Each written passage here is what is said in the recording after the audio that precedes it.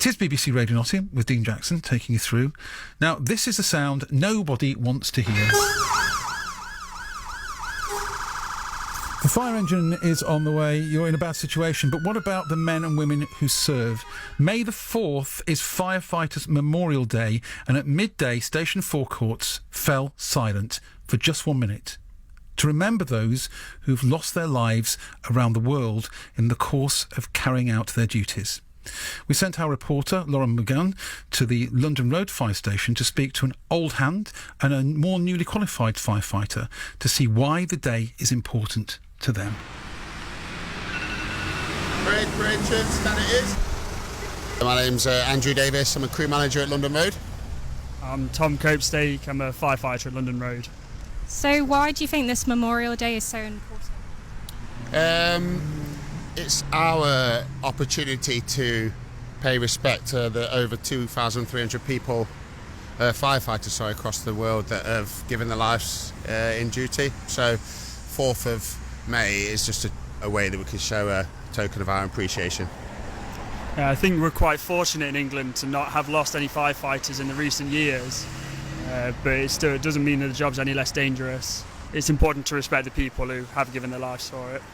Do you worry about the risks that come with firefighting? No, I mean, we're trained, as long as we follow our training, it's a fairly safe occupation, contrary to what you might think. It's not something that we worry about. We don't worry about on a daily basis. No, we're trained. Well, being relatively new on station, I think being with a crew like our one, they're experienced and know what they're doing. That's really good to see. You kind of rely on people on your watch to make sure that everything's done properly and kept safe. Do you think people in Nottingham are supportive of the fire service, and is there enough recognition? I don't think any firefighters require recognition. It's not something that we go out of our way to seek. I think the public are overwhelmingly supportive of what we do, and we have to remember that most of our interactions with the public are on their worst possible day, and they're really appreciative. We can't say enough good things about the public. Yeah, absolutely. What Andy said, I've been quite humbled by a lot of the responses we get from the public when we go to incidents. Why did you initially decide to go into the fire service? Why do you think it's such an important job to have? Well, I had a weird route in. I finished university and then went out into the commercial world. I just felt totally unfulfilled.